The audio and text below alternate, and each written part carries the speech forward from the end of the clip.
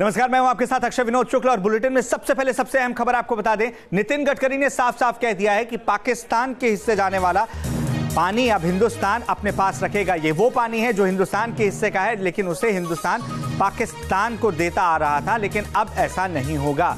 धीरेन्द्र पुंडीर हमारे वरिष्ठ सहयोगी इस खबर पर न्यूज रूम से हमारे साथ जुड़ चुके हैं। धीरेन्द्र, आपसे समझना चाहेंगे कि किस तरीके से पानी पर पाबंदी हिंदुस्तान लगा सकता है, क्या क्या तरीके हैं? सर, इसके आतंकी फसलें पाकिस्तान उगा रहा था, अब उसी चीज को, अपनी फसलों को, वो जो पानी हिंदुस्तान के हिस्से का था उसको ले रहा था, वो अब नहीं होगा, क्योंकि लगातार उरी हमले के बाद सरकार पर इस बात के सवाल उठे कि आखिर इंडस वाटर ट्रीटी के जो प्रावधान है उससे भी ज्यादा पानी, यानी हिंदुस्तान के हिस्से का पानी वहां क्यों जा रहा है। तो शायद सरकार ने उसी समय सोचा था।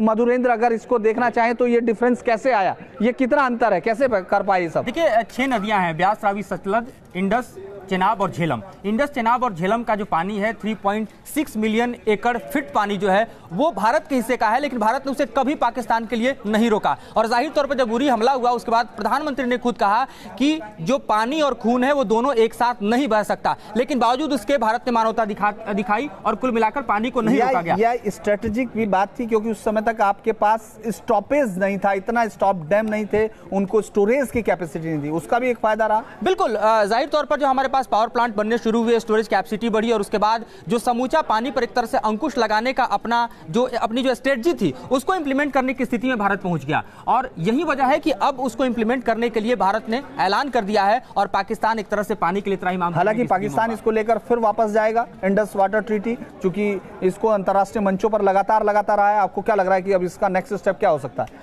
देखिए, पाकिस्तान इससे पहले भी जब उरी के हमले के बाद प्रधानमंत्री ने ऐलान किया था तो पाकिस्तान यूएन गया था और जाहिर तौर पर यूएन की तरफ से कमीशन को फिर बहाल करने की बात कही गई थी, क्योंकि उरी के बाद जो वाटर कमीशन था वो उसकी बैठकें नहीं हो रही थी। लेकिन अभी हाल में हमने देखा कि पुलवामा हमले के ठीक पहले पाकिस्तान से कमीशन के लोग आए थे इंक्वायरी करने के लिए और जाहिर तौर पर उन्हें कुछ हाथ नहीं लगा, क्योंकि भारत ने वही पानी रोकने के लिए इंतजाम किए हैं जो हमारे हिस्से का है, लेकिन उसी पानी को रोककर भारत पाकिस्तान को प्यासा और तरसने पर मजबूर कर देगा। अक्षय, ये वो जगह है क्योंकि इस समय वहां वाटर लेवल बहुत नीचे है और खासतौर से पंजाब, जहां जिस पूरे एरिया को ये नदी सिंचित करती है, वहां इस वक्त पानी की सबसे ज्यादा जरूरत है। लेकिन हिंदुस्तान ने लगातार एक के बाद एक कदम इस बार ये दिखा रहे हैं कि किस तरह से उसकी आर्थिक रीढ़, यानी हिंदुस्तान से जो पैसा हासिल होता है, हिंदुस्तान से जो चीजें हासिल होती हैं और पाकिस्तान की इकोनॉमी को खड़ा करने में मदद करती हैं, हिंदुस्तान ने वो तमाम बैसाखियां हटा ली है और ये उसी तरफ एक बड़ा कदम है। शायद ये अभी तक के उठाए गए तमाम कदमों में सबसे बड़ा कदम है। अक्षय,